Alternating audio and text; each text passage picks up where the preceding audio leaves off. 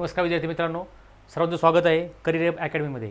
तर आज आपण काय बघणार आहोत की पेपर वनचा जो सिलेबस आहे तुमचा, जो कॉमन असतो सर्व म्हणजे तुम्ही आर्टची एक्झाम आर्ट्स रिलेटेड फील्डमध्ये असाल की लाईफ सायन्स देत असाल तुम्ही सेट, किंवा हिस्ट्री देत असाल, जॉग्रफीसाठी, म्हणजे तुम्ही कोणत्याही साईडची तुम्ही जर एक्झाम देत असाल, कोणत्याही म्हणजे तुमच्या हे असेल, तर तुम्ही पेपर वन जो तुमचा असतो, हा पेपर वन प्रत्येक ठिकाणी कॉमन असतो. प्रत्येक तुम्ही कॉमर्स असू द्या, आर्ट असू द्या, बॅकग्राऊंड तुमचं सायन्स असू द्या, तुम्हाला पेपर वन हा सगळीकडे कॉमन असणार आहे. आणि पेपर वनचे मार्क्स काय म्हणू शकतो आपण, मुलांना थोडा वेगळा वाटणारा किंवा सिलेबसच्या बाहेर वाटणारा किंवा थोडा हार्ड वाटतो कधी कधी, पण स्कोरिंग पेपर हा पेपर वन आहे, नेहमीच लक्षात ठेवा तुम्ही.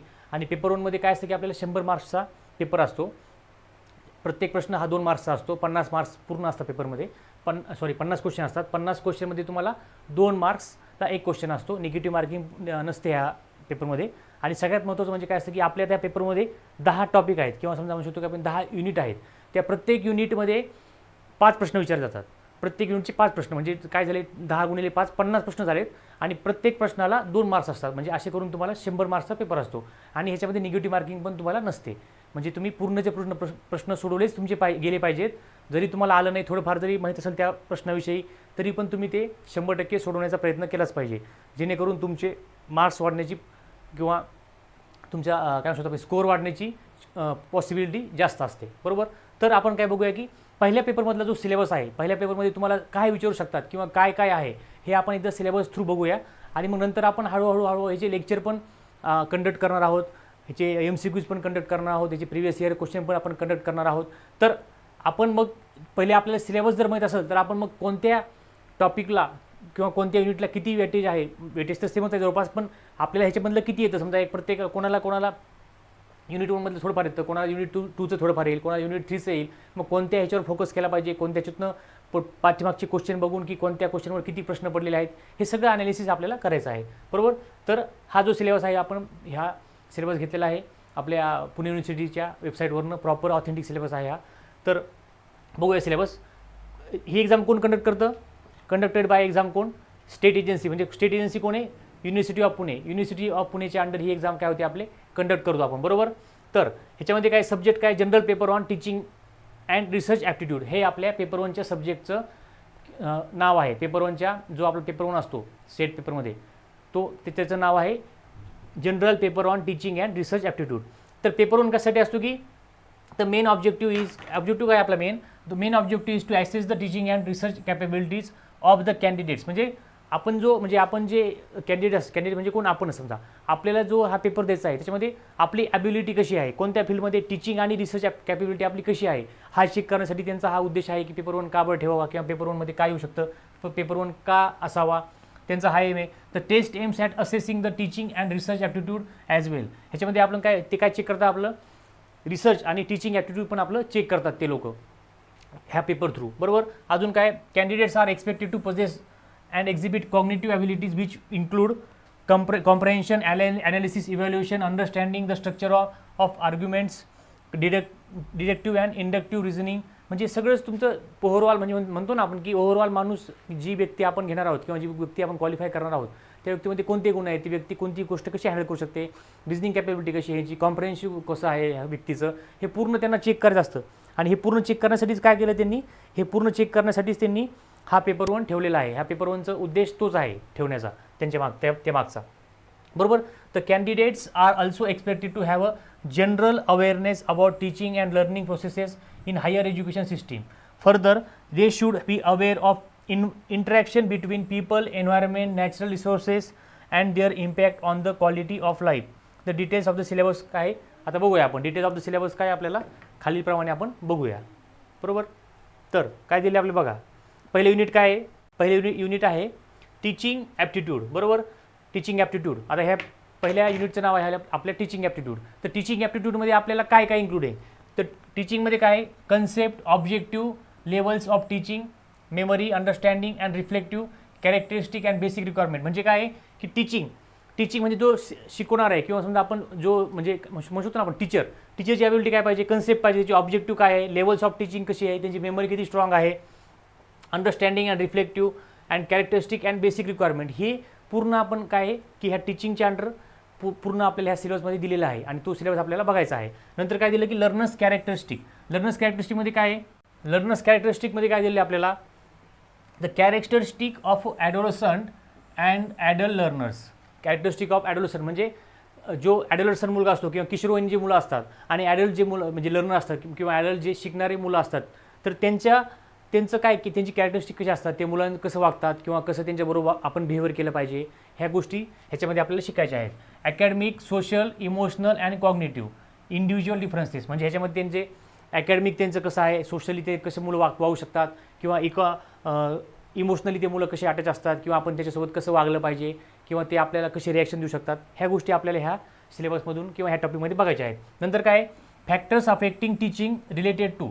फॅक्टर्स कोणते कोणते अफेक्ट होतात टीचरसाठी related to, teacher, learner, support material, instructional facilities, learning environment and institution. म्हणजे एखादा टीचर म्हणजे आपण एखादं शिकवतो, आपण एखादी गोष्ट समजा ती गोष्ट शिकवताना कोणत्या कोणत्या फॅक्टरवरती ती गोष्ट अवलंबून असते. समजा त्या आजूबाजूला समजा त्या कॉलेजचं किंवा स्कूलचं वातावरण कसं आहे, मुलांची रिॲक्शन कशी आहे, तुमचं मटेरियल कसं आहे तुम्हाला किंवा तुम्हाला समजा आपण म्हणू शकतो की ज्या गोष्टींना आपण शिकवणार आहे ट्रान्सफर, समजा आपण ऑनलाईन शिकवलं, मग बोर्डची क्वालिटी कशी आहे, कॅमेऱ्याची क्वालिटी कशी आहे, म्हणजे ह्या खूप साऱ्या गोष्टी ज्या आहेत त्या ज्या इम्पॅक्ट पडतात, त्या इम्पॅक्ट पडणाऱ्या गोष्टी कोणत्या कोणत्या असू शकतात ते ह्या टॉपिकमधून आपल्याला शिकायचं आहे. परत काय, methods of teaching in institution of higher learning.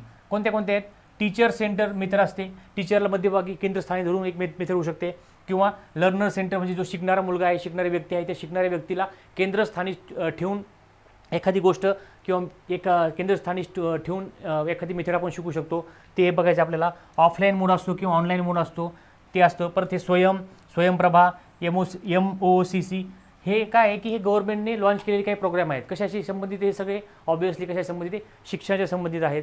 तर ह्याच्यामध्ये काय असतं नेमकं, ह्या स्वयंवर तर मागच्या वर्षी पण क्वेश्चन आला, स्वयंवरती बऱ्यापैकी क्वेश्चन येतात. म्हणजे अशा तुम्ही हे जेव्हा सिलेबस बघताल ना की तुम्हाला वाटेल की प्रश्न कुठून पडतात, प्रश्न हे आपल्याला दिलेले असतात. प्रश्न हे म्हणजे असं वेगळं काही नसतं, प्रश्न नेहमी हे सिलेबसला अनुसरूनच असतात. थोडेफार एखादा दुसरा क्वेश्चन थोडा आउट ऑफ सिलेबस म्हणू शकतो किंवा त्याच्या रिलेटेड असतो, पण प्रॉपरली तुम्ही सिलेबसचं ॲनालिसिस जर केलं आणि मागच्या क्वेश्चन पेपरचं ॲनालिसिस जर केलं तर तुम्हाला समजून येईल की बऱ्यापैकी रिपिटेशनसुद्धा काही क्वेश्चनचं किंवा काही युनिटमधनं अलाउड किंवा म्हणजे झालेलं आहे, बरोबर का. तर पुढं काय, टीचिंग सपोर्ट सिस्टीम. तर त्याच्यामध्ये काय टीचिंग सपोर्टमध्ये काय होऊ शकतं, ट्रॅडिशनल मेथड असते टीचिंगची, मॉडर्न मेथड असते किंवा ICT. म्हणजे काय, ICT म्हणजे काय आपण जे म्हणतो म्हणजे काय म्हणू शकतो आपण, ज्या ट्रॅडिशनल मेथड म्हणजे आपली पारंपरिक पद्धत असते, एक नवीन तऱ्हेची पद्धत आली एखादी, आणि आपली कम्प्युटर बेस्ड असते, ICT based, information and computer technology. ही एक मेथड म्हणजे नवीन पद्धती. म्हणजे ह्याच्यामध्ये आपल्याला काय बघायचं की 3 पद्धतीनं आपण कसं शिक्षण घेऊ शकतो. अजून काय, इव्हॅल्युएशन सिस्टीम असते, कोणती, elements and types of evaluation in choice based credit system in higher education. अजून काय, computer based testing, innovations in evaluation system.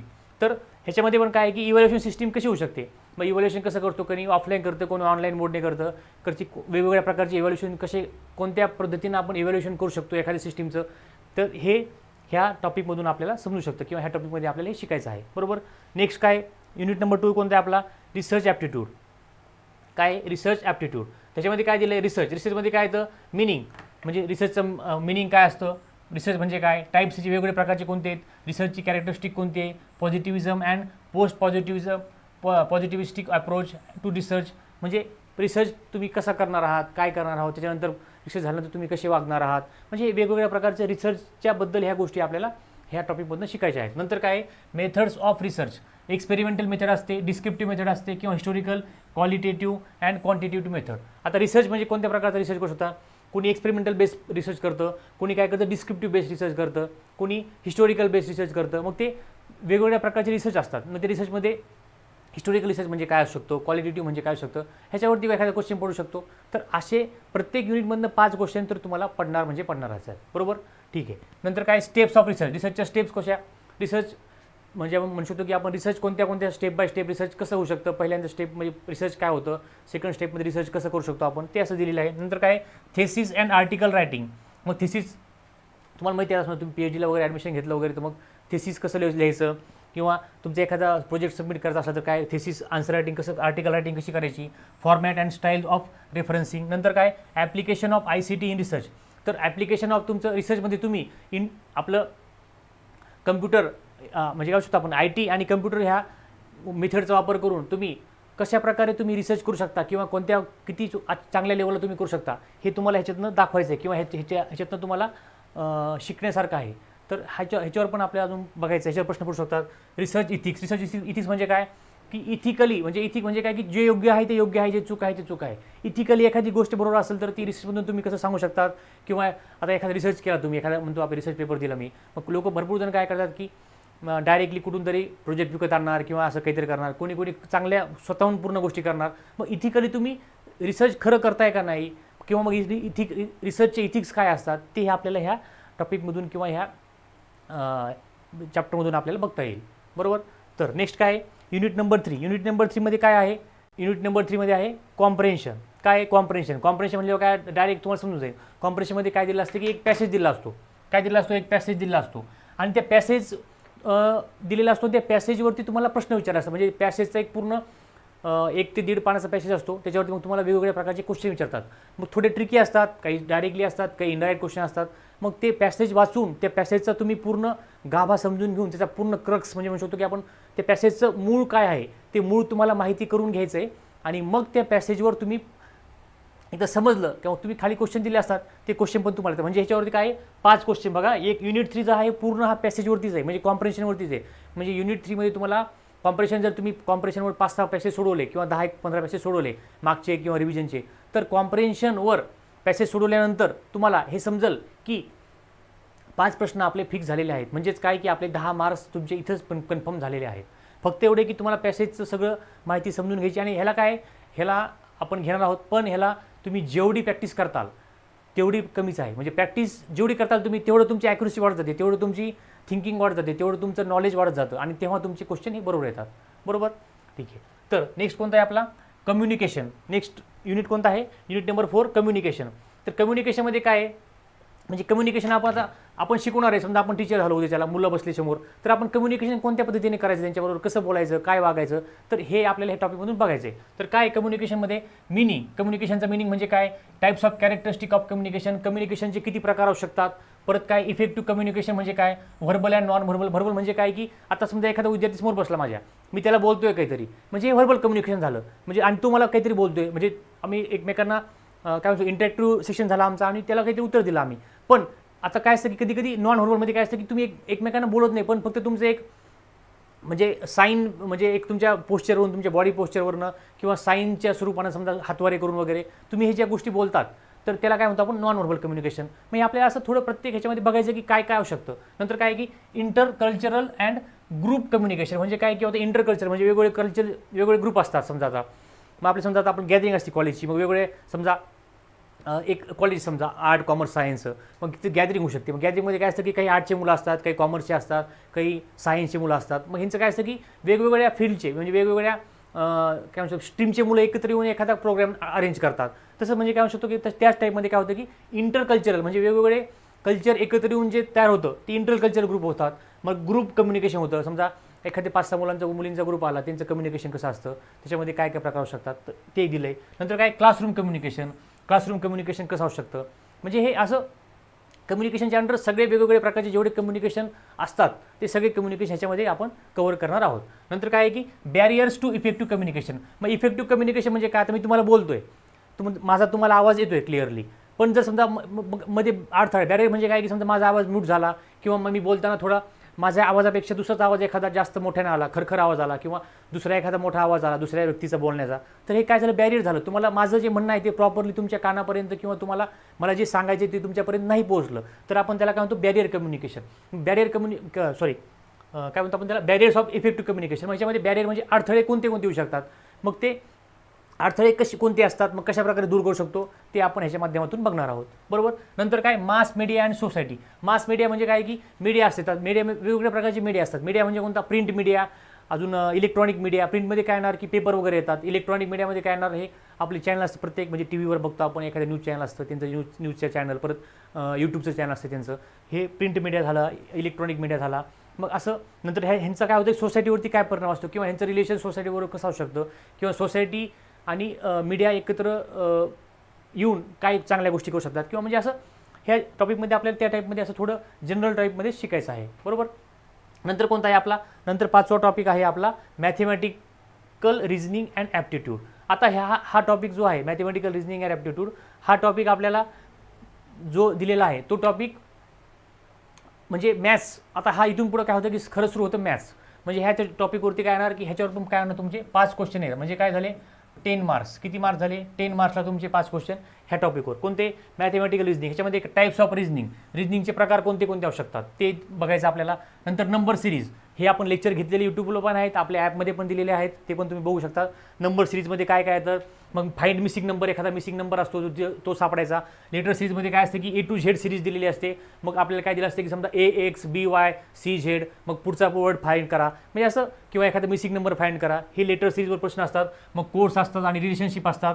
Course and रिलेशनशिपमध्ये काय की समजा हा ह्याचा मुलगा आहे, तो त्याचा मुलगा आहे, तर तो त्याचं कोण होईल, म्हणजे असं वेगवेगळ्या प्रकारचे रिझनिंगवर हे प्रश्न येतात. बरोबर. नंतर मॅथेमॅटिकल ॲप्टिट्यूड, ह्याच्यामध्ये काय ते fraction, time and distance, ratio, proportion and percentage, profit and loss, interest and discounting, average. म्हणजे मॅथेमॅटिकल ॲप्टिट्यूडमध्ये याच्यामध्ये काय ना सगळंच आहे. फ्रॅक्शन म्हणजे हा ह्याच्या किती टक्के आहे.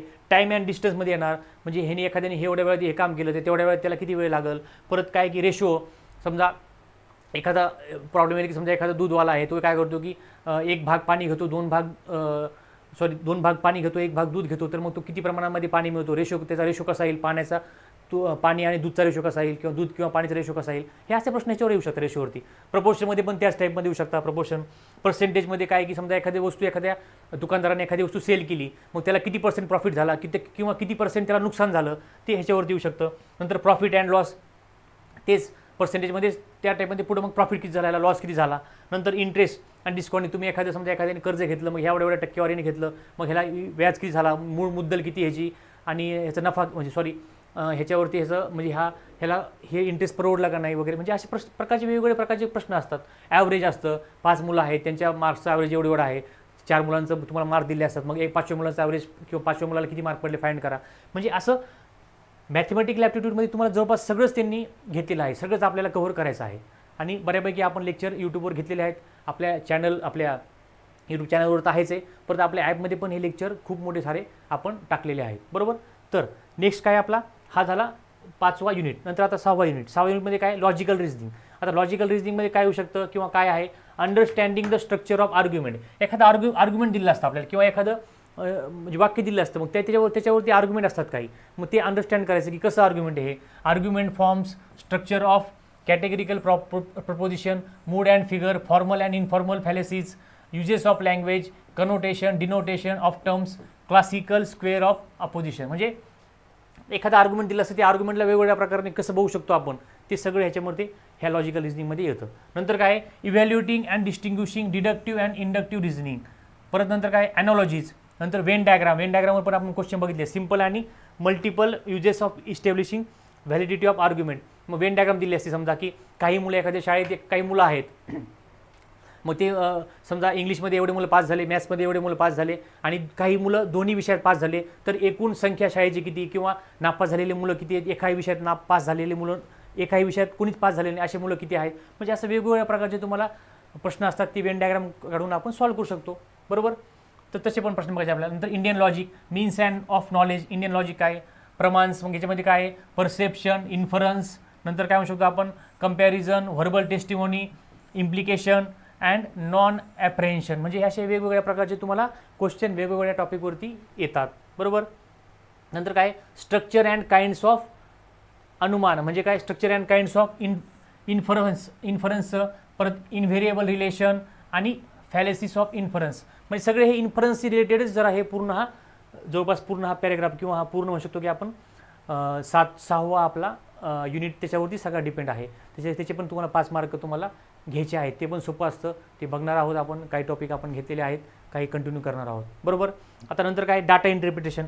परत म्हणजे हे तिन्ही पण जवळपास तुम्हाला मॅथ्स रिलेटेडच प्रश्न आले, सगळे टॉपिक आले. डाटा इंटरप्रिटेशन ह्याच्यामध्ये काय काय आहे, sources, acquisition and classification of data. म्हणजे काय दिलं असतं की तुम्हाला एखादा डाटा दिला असतो, एखाद्या शाळेचा किंवा एखाद्या गावाचा डाटा दिला असतो, मग त्या डाटावरनं बार डायग्राम असते, त्या बार डायग्रामवरनं मग समजा गावात राहणारे माणसं एवढे आहेत, महिला एवढ्या आहेत, मग त्याच्यामध्ये मग 1999 साली एवढ्या महिला होत्या, 1990 साली एवढे माणसं होते, मग नंतर पुढच्या 2 वर्षांनी एवढे वाढले, मग टक्केवारी किती वाढली, किंवा सगळ्यात जास्त कोणत्या वर्षी वाढले, सगळ्यात कमी कोणत्या वर्षी झाले. म्हणजे असं त्या टाईपमध्ये तुम्हाला अशी बार डायग्राम असते दिलेली एखादी, असे डायग्राम असतील, बार डायग्राम, त्याच्यामध्ये समजा हे महिला झाल्या, हे माणसं म्हणजे काय म्हणतो आपण त्याला, हे झाले, पुरुष झाले. नंतर मग 1990 साली असं दिले, 91 साली असं दिलं. ह्याच्यामध्ये महिला वाढल्या, कमी झाल्या. मग तुम्हाला असं दिलं असतं की समजा एवढीच लोकसंख्या आहे, याची एवढी लोकसंख्या आहे. हे अशा पद्धतीने क्वेश्चन दरवर्षी हमखास ह्याच्यावरती क्वेश्चन असतो, म्हणजे असतोच, 100% असतो क्वेश्चन याच्यावरती. नंतर काय क्वांटिटेटिव्ह अँड क्वालिटेटिव्ह डाटा, हा पण याच्यावर प्रश्न असतो. ग्राफिकल रिप्रेझेंटेशन, मग bar chart, histograms, pie chart, table chart and line chart and mapping of data, हे पण डाटा इंटरप्रिटेशन ह्याच्यावर पण प्रश्न असतात. नंतर data interpretation, data and governance, म्हणजे ह्याच्यावर डाटा इंटरप्रिटेशन ह्या टॉपिकवर पण 5 प्रश्न असतात. आणि हा सोपा टॉपिक आहे, ह्याच्यावरचे मार्क्स तुम्हाला हातचे आहेत, हे मार्क्स तुम्हाला म्हणजे मिळालेच पाहिजे. तुम्ही ह्याच्यावरती अभ्यास करा, प्रश्न सोडवा, रिपीट करा. आणि काही जरी डाऊट असेल कोणत्या विषयावरती तुम्ही सांगा आपल्या कमेंटमध्ये, ते आपण घ्यायचा प्रयत्न करूया. आणि खूप सोपं असतं हे, फक्त एकदा तुम्हाला ह्याची एकदा आयडिया आली कसं सॉल्व करायचं, तर तुम्हाला ह्याचे मार्क्स 100% 10 पैकी 10 ह्याचे मार्क्स मिळणार. म्हणजे 5 आउट ऑफ 5 क्वेश्चन तुमच्या ह्याच्यामध्ये बरोबर आलेच पाहिजेत. बरोबर. नंतर next information and communication technology. बरोबर. इन्फॉर्मेशन ह्याच्यावर हा 8वा टॉपिक आहे किंवा 8वा युनिट आहे, इन्फॉर्मेशन अँड कम्युनिकेशन टेक्नॉलॉजीवर. म्हणजे काय जगामध्ये काय चाललं आहे बाबा, कशी टेक्नॉलॉजी फिरते, काय नवीन त्याच्यामध्ये. मग ह्याच्यामध्ये काय ICT म्हणजे काय, जनरल ॲब्रिव्हिएशन अँड टर्मिनॉलॉजी. म्हणजे ICT म्हणजे काय, इन्फॉर्मेशन अँड कम्युनिकेशन टेक्नॉलॉजी. मग ह्याचा शोध कोणी लावला कम्प्युटरचा, कसं कोणत्या साली काय होतं, सगळ्यात मोठं कम्प्युटर कोणतं, नवीन एखादा शोध आहे का. मग ह्याचे थोडंफार हा टॉपिक काय करतात की थोडं करंटशी रिलेटेड करतात. एखादी स्कीम आली का, एखादा नवीन योजना आली का गव्हर्नमेंटची, एखादं नाव आहे का एखाद्या योजनेला दिलेलं, थोडं हे लिंक करतात करंट अफेअर्सशी बरोबर. नंतर काय बेसिक ऑफ इंटरनेट म्हणजे काय, इंटरनेट www म्हणजे काय असतं, थोडंफार तुम्हाला म्हणजे कम्प्युटरचं नॉलेज असावं म्हणून हा तुम्हाला टॉपिक दिलेला आहे. हा पण सोपा टॉपिक आहे. नंतर इंटरनेट म्हणजे काय, ईमेल म्हणजे काय, आपण त्याला कसं पाठवतो, कसं रिसीव्ह करतो, असं म्हणजे वेगवेगळ्या प्रकारचे थोडे सिंपल प्रश्न असतात. नंतर ऑडिओ अँड व्हिडिओ कॉन्फरन्सिंग काय असते, मग त्याच्यामध्ये अडथळे कसे येतात, त्याला कोणते इक्विपमेंट लागतात, म्हणजे अशा प्रकारचे ह्याच्यावरती क्वेश्चन तुम्हाला येतात, सिंपल क्वेश्चन. नंतर digital initiative in higher education. मग एखाद्या हायर एज्युकेशनचा मग गव्हर्नमेंटने डिजिटल इनोव्हेशन किंवा काय म्हणू शकतो आपण, इनिशिएटिव्ह कोणता घेतला की गव्हर्नमेंटनं आता सगळा डिजिटलचा जमाना आहे, तर गव्हर्नमेंटने एखादं लॉन्च ॲप केलं का, एखादं ॲप लॉन्च केलं आहे का, किंवा एखादं नवीन प्रोजेक्ट गव्हर्नमेंटनी त्या हायर एज्युकेशन संदर्भात आणला का, थोडंफार तुम्हाला हे करंट अफेअर्सशी पण रिलेटेड करावं लागतं. बरोबर. नंतर ICT अँड गव्हर्नन्स म्हणजे इन्फॉर्मेशन कम्युनिकेशन टेक्नॉलॉजी, आपण तुम्ही किंवा गव्हर्नन्स कसं पद्धतीने किंवा कशा प्रकारे ते चांगल्या कामासाठी लोकांच्या संवादापर्यंत कसं पोहोचू शकतो. आता समजा आपण जर बघितलं गावाकडे, तर पहिले 7/12 आपल्याला प्रिंट वगैरे काढलं होते. आता आपण घर बसल्या आपण स्वतः जर तुम्हाला थोडंफार जर कम्प्युटर मोबाईल जर चालवता येत असेल, तर तुम्ही स्वतःहून काय करू शकता की एखादा 7/12 तुम्ही स्वतःचं ऑनलाईन बघू शकता. मग हे तुम्हाला काय होतं की तुम्हाला तालुक्याच्या ठिकाणी जावं लागायचं किंवा तळाठ्याकडे जावं लागायचं, मला 7/12 दाखवा, तो पैसे मागणार किंवा ते तुमचा वेळ वाया जायचा. म्हणजे हे असं गव्हर्नन्समध्ये तुम्ही कशाप्रकारे इन्फॉर्मेशन अँड कम्युनिकेशन टेक्नॉलॉजीचा वापर केला आहे, चांगल्या प्रकारे पण खूप करता येतो आपल्याला. आणि कशाप्रकारे गव्हर्नमेंटने केलेला आहे, खूप साऱ्या गोष्टी आहेत की ते तुम्हाला ऑनलाईन सध्या मिळतात. तुम्ही समजा लायसन काढायचं, तुम्हाला ऑनलाईन तुम्ही लायसन काढू शकता, ड्रायव्हिंग लायसन वगैरे. हे सगळं काय म्हणू शकतो आपण, हे गव्हर्नन्सचाच एक प्रकार आहे. इन्फॉर्मेशन अँड कम्युनिकेशन टेक्नॉलॉजी गव्हर्नन्समध्ये किंवा गव्हर्नमेंटमध्ये किंवा सरकार चालवण्यामध्ये ह्याचा सहभाग कसा होऊ शकतो किंवा त्या सुविधा लोकांपर्यंत पोहोचवायचं कसं पोहोचू शकतो आपण, तर ते ह्याच्यामध्ये माध्यमातून आपल्याला बघायचं आहे. बरोबर. तर हा झाला टॉपिक 8वा. नंतर काय युनिट 9th, ह्याच्यामध्ये काय दिलं आपल्याला, पीपल डेव्हलपमेंट अँड एन्व्हायरमेंट. आता हा टॉपिक आहे ना, हा बऱ्यापैकी जो एन्व्हायरमेंटशी रिलेटेड आहे, म्हणजे पृथ्वी किंवा जग, मग एकमेकावर म्हणजे कसं आपण एकमेकावर डिपेंड असतो, आपल्या आजूबाजूला काय चाललेलं असतं, निसर्ग काय म्हणतं, एखाद्या गोष्टीचं आपण एक्सप्लॉयटेशन करतो, ओव्हर एक्सप्लॉयटेशन करतो, मग काय होतं. आता रिसेंटली आपण एखादी घटना घडली, समजा एखादं पूर होतं, म्हणजे एखादी दरड कोसळते, एखादा डोंगर कोसळतो, मग त्याच्यामुळे प्रॉब्लेम काय होतो, तो का निर्माण झाला, त्याच्यासाठी आपण काय क्युरिंग म्हणजे त्यासाठी आपण काय करू शकतो की तो होऊ नये म्हणून. हे असं ह्याच्यातनं आपल्याला ह्या टॉपिकमधनं पूर्ण त्याच गोष्टी शिकायच्या आहेत जवळपास. बरोबर. तर काय ह्याच्यामध्ये काय डेव्हलपमेंट अँड एन्व्हायरमेंट, ह्याच्यामध्ये काय millennium development and sustainable development goal. हे मिलेनियम डेव्हलपमेंट म्हणजे काय, MDG मिलेनियम डेव्हलपमेंट गोल आणि सस्टेनेबल डेव्हलपमेंट गोल, हे काय गोल्स आहेत.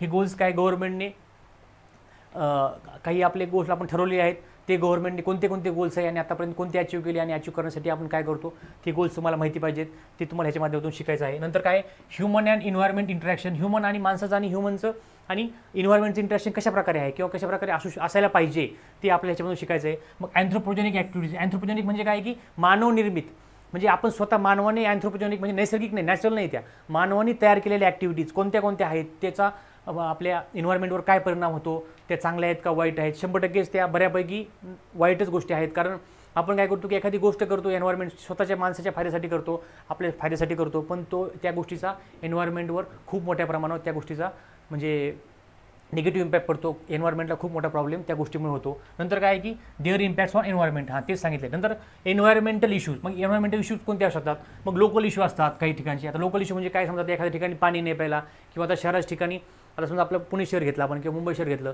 तर ह्यांचं काय असतं की खूप जास्त प्रमाणात काय असतं की कचरा वगैरे जमा होतो. मग हा कचराची विल्हेवाट कुठे लावायची? मग आजूबाजूला एखाद्या खेडेगावामध्ये एखाद्या प्लॅन घेऊन गव्हर्नमेंट काय करतं की तिथे विल्हेवाट लावतं. मग ते लोक अपोज करतात कारण तिथे त्यांना वास येतो. परत काय होतं की तिथे जमीन थोडी नापीक होते, प्रदूषणाचं प्रमाण वाढतं. मग हे काही असे लोकल वेगवेगळ्या प्रकारचे प्रत्येक एरिया वाईज वेगवेगळे लोकल इश्यू असतात. ते लोकल इश्यू काय असू शकतात? म्हणजे कॉमन लोकल इश्यू सगळ्यांचे ते घेतलेले आहे किंवा ह्याच्यामध्ये दिलेले आहे आपल्याला. मग रिजनल इश्यू कोणता आहे? एखादा रिजनचा इश्यू कोणता आहे आपल्या. मग ग्लोबल इश्यू कोणता आहे? मग एअर पोल्युशन म्हणजे काय? वॉटर पोल्युशन म्हणजे काय?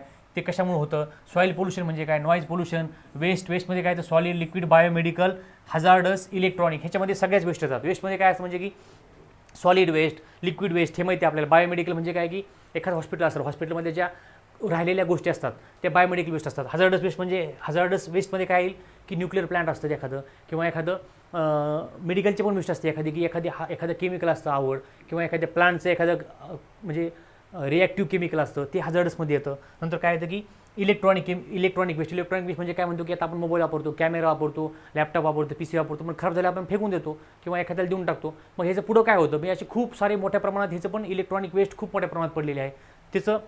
त्या वेस्ट कशाप्रकारे त्याची विल्हेवाट लावता येईल किंवा कसं करता येईल त्याचा, तर ते ह्याच्यातून बघायचं आपल्याला. नंतर काय आहे की climate change and it's socio economic and political dimension. म्हणजे क्लायमेट चेंजमुळे काय होतं? मग सोशिओ इकॉनॉमिक म्हणजे काय की काहींच्या म्हणजे सोशल गोष्टीवर इम्पॅक्ट होतो त्या गोष्टीचा, किंवा इकॉनॉमिक काही फॅमिलीज त्यामुळं त्यांच्यावर त्यांच्या इकॉनॉमिक पण त्या फॅमिलीला बर्डन येतं क्लायमेट चेंजमुळं. समजा कसं तुम्ही म्हणताल कसं, समजा आता की काय आहे की खेडेगावात वगैरे समजा लाईट नसेल वगैरे, मग काय करतो की माणूस, किंवा जास्त करून हा सोशल इकॉनॉमी जो क्लायमेट चेंजचा प्रॉब्लेम आहे ना, जास्तच ह्याचा इम्पॅक्ट महिलांवर पडतो, जास्त इम्पॅक्ट महिलांवर आणि मुलीवर पडतो. मग ह्याच्यामध्ये काय होऊ शकतं? आता समजा लाईट नाही आहे, मग स्वयंपाकाला जर गॅस लागेल किंवा पैसा कमी आहे, लाईट नाही आहे, मग काय करू शकणार? मग ते जाणार रानावनामध्ये, जंगल लाकूड तोड करणार, मग लाकूड घेऊन येणार, मग त्यांना रोज जायचं, पाणी आणायचं, ह्या गोष्टी करायच्या साऱ्या. म्हणजे हे काय होतं की सोशल आणि इकॉनॉमिक काय होतं की जास्तीत जास्त ह्याचा इम्पॅक्ट किंवा निगेटिव्ह इम्पॅक्ट कोणावर पडतो? जास्त करून महिलांवर आणि मुलींवर पडतो ह्या प्रॉब्लेमचा इम्पॅक्ट. नंतर काय impacts of pollutants on human health. मग इम्पॅक्ट्स ऑफ पोल्युटन्स ह्युमन हेल्थवर काय परिणाम होतो? मग ते पोल्युटन्समुळे समजा आता ह्याच्यामध्ये आपण बघितलं होतं, मागल्या लेक्चरमध्ये पण बघितलेलं आपण, एक आपली भोपाळ ट्रॅजेडी झालेली आहे. मग त्याच्यावरती काय झालं, काही लोकांना बोलता येत नाही, मेमरी लॉस झाला, काहींना चालता येत नाही, शरीर व्यंग आलं शरीरामध्ये. म्हणजे असे वेगवेगळे इम्पॅक्ट होतात. ते काय होतात? कोणाला श्वसनाला त्रास होतो, कोणाला ऐकायला येत नाही, कोणाचे डोळे जातात. मग हे वेगवेगळ्या पोल्युटंट म्हणजे काय? प्रदूषक आहे. वेगवेगळ्या पोल्युटंटमुळं वेगवेगळे आजार होतात. ते कसे होतात ते आपल्याला याच्यामधनं बघायचं आहे. नंतर नॅचरल अँड एनर्जी रिसोर्सेस. मग आता त्याच्यामध्ये काय की नॅचरल आणि एनर्जी रिसोर्सेस कोणते आहेत? आपले एनर्जी आपल्याला कशापासून भेटते? मग नॅचरल रिसोर्सेस कोणते? सोलार आहे, सोलार एनर्जी, विंड एनर्जी आहे, सॉईल एनर्जी आहे, हायड्रो एनर्जी आहे, जिओथर्मल आहे. जिओथर्मलमध्ये काय असतं की जमिनीच्या खाली काय असतं, एखादी म्हणजे काय असतं की जमिनीच्या खाली गरम पाण्याचे झरे असतात. मग ती एनर्जी आपण काय करू शकतो की कन्वर्ट करून ती आपण तिच्या लाईटमध्ये किंवा इलेक्ट्रिक एनर्जीमध्ये ती कन्वर्ट करू शकतो. मग कशा प्रकारे करू शकतो? त्याच्यावर टर्बाईन कसं फिरू शकतो? हे जिओथर्मल एनर्जीमध्ये आपल्याला दिलेलं आहे. नंतर बायोमास असतं, न्यूक्लिअर अँड फॉरेस्ट असतं. हे वेगवेगळ्या प्रकारच्या आपल्याला काय रिसोर्सेस आहेत एनर्जी मिळवण्याचे, बरोबर, ते बघायचे आपल्याला. नंतर नॅचरल हजार्ड्स अँड डिझास्टर. हे कशामुळे? Mitigation strategies. नॅचरल हजार्ड आणि डिझास्टर कशामुळे होतात? त्याच्यामध्ये काय काय कव्हर होतं, आणि ते मिटिगेशन म्हणजे ते होऊ नये म्हणून आपण काय करू शकतो किंवा कोणती स्ट्रॅटेजी आपण वापरू शकतो ते आपल्याला याच्यातून बघायचं आहे. नंतर एन्व्हायरमेंटल प्रोटेक्शन ॲक्ट 1986चा हा ॲक्ट आहे, एन्व्हायरमेंटल प्रोटेक्शन ॲक्ट. त्याच्यामध्ये काय काय दिलेलं आहे, किती गोष्टी आहेत ते बघायचं आहे, ते तुम्हाला ह्याच्यातून बघायचं आहे. नंतर national action plan on climate change हे काय आहे. नंतर international agreements efforts Montreal protocol आहे. हा प्रोटोकॉल म्हणजे सगळे हे जे प्रोटोकॉल आहेत हे सगळे इंटरनॅशनल जगाशी रिलेटेड आहेत. म्हणजे काय असतं की आता खूप साऱ्या प्रमाणावर गोष्टी घडत आहेत. मग काय की ह्या प्रत्येक देशानं एकत्र येऊन थोडेफार प्रत्येक देश एकत्र आले, मग त्यांनी काही काही प्रोटोकॉल तयार केले. ओझोनचा प्रोटोकॉल आहे, कोणता ग्रीनहाऊस गॅसचा इफेक्ट कसा होतो, ग्रीनहाऊस गॅस म्हणजे काय, हे सारं आपल्याला ह्याच्यातनं बघायचं आहे. नंतर रिओ समिट कशा संदर्भात झाली, रिओ समिट कुठं झाली, कधी झाली, कोणत्या साली झाली हे बघायचं. त्याच्यामध्ये कोणते कोणते देश याच्यामध्ये सहभागी होतात किंवा झाले होते. नंतर कन्व्हेन्शन ऑन बायोडायव्हर्सिटी हे म्हणतो आपण, CBD म्हणतो. नंतर क्योटो प्रोटोकॉल काय झाला, पॅरिस ॲग्रीमेंट काय आहे, इंटरनॅशनल सोलर अलायन्स काय आहे, हे सगळं आपल्याला काय बघायचं आहे की तुम्हाला हे सगळं थोडं म्हणजे हा जो इन्व्हायरमेंट आणि प्रोटेक्शन ॲक्ट जो हा थोडा टॉपिक आहे, हा बऱ्यापैकी तुम्हाला अप्लाइड टॉपिक आहे. म्हणजे की म्हणू शकतो की आपण बाहेरच्या कंट्रीबरोबर आपण कोणते पॅक्ट केलेले आहे, त्याच्यामध्ये कोणत्या कोणत्या कंट्रीनं कसा सहभाग घेतलेला आहे ते याच्यातनं आपल्याला बघायचं आहे. नंतर काय आहे, युनिट नंबर 10 हा आहे शेवटचा युनिट. ह्याच्यामध्ये काय दिलं, हायर एज्युकेशन सिस्टीम. काय दिलं आपल्याला, हायर एज्युकेशन सिस्टीम. ह्याच्यामध्ये काय सिलेबसमध्ये काय आपल्याला, institutions of higher learning and education in ancient India. Ancient इंडियामध्ये म्हणजे प्राचीन काळामध्ये काय होतं की कोणत्या इन्स्टिट्यूशन, कोणत्या प्रकारचे इन्स्टिट्यूशन होते आणि हायर एज्युकेशनचे कोणते कोणते मार्ग होते मुलांना, तर ते आपल्याला ह्याच्यामधनं ह्या टॉपिकमध्ये बघायचे आहेत. नंतर काय आहे की evolution of higher learning and research in post independence India. म्हणजे भारताला स्वातंत्र्य मिळाल्यानंतर आपलं म्हणजे कसं आपल्या शैक्षणिक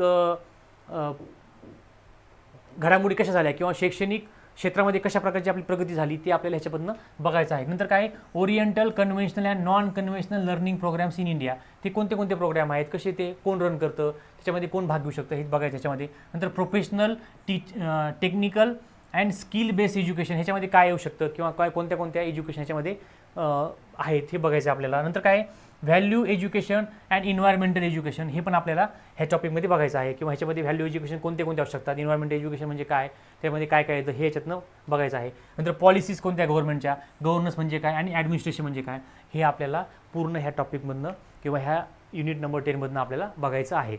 तर तेच तुम्हाला सांगितलं मी, अशा ह्यांनी दिलेले आहेत 5 क्वेश्चन असतात, प्रत्येकाला 2 मार्क असतात. तर अशा प्रकारे आपण आज पेपर 1चा जो सिलेबस आहे तो पूर्ण प्रकारे कसा सिलेबस आहे, त्याच्यामध्ये तुम्हाला काय काय गोष्टी कव्हर करायच्या आहेत ते आपण पूर्ण बघितलं आहे. तर तुम्ही आता लवकरच तुम्हाला ॲड येणार आहे आपली, म्हणजे आपली म्हणण्यापेक्षा आपले सेटचे सेटची ॲड लवकरच येईल. ती कधी येईल, काय येईल ह्याच्या मागे न लागता तुम्ही सगळ्यात महत्त्वाची गोष्ट काय, सिलेबस समोर घ्यायचा, ह्याची प्रिंटआउट काढायची, सगळा सिलेबस बघायचा आपण आणि एक एक टॉपिक वाईज सुरू करायचा अभ्यास आपला. आणि ह्या पेपरमध्ये हा सगळ्यात भारी पेपर आहे, सगळ्यात स्कोरिंगचा विषय आहे. मुलांना अवघड वाटतो पण हा विषय अवघड नाही आहे. तर मस्तपैकी हार्ड कॉपी घ्यायची आणि एक ना एक लाईन, एक ना एक युनिट, प्रत्येक गोष्ट युनिट आपण करत राहायचं हळूहळू आणि प्रिव्हियस इयर्सचे क्वेश्चन बरोबर कंपॅरिझन करायचं. तुम्हाला ह्या पेपरमध्ये मार्क्स चांगले मिळणार म्हणजे मिळणारच. तर अशा प्रकारे आपण आज डिस्कस केलं पेपर 1चा सिलेबस. तर तुम्हाला ह्याच्यामध्ये काही डाऊट असेल किंवा काही रिक्वायरमेंट असेल तुमची तर प्लीज कमेंटमध्ये लिहा आणि लवकरात लवकर सर्वांनी अभ्यासाला लागा हीच सर्वांना विनंती आहे. थँक्यू.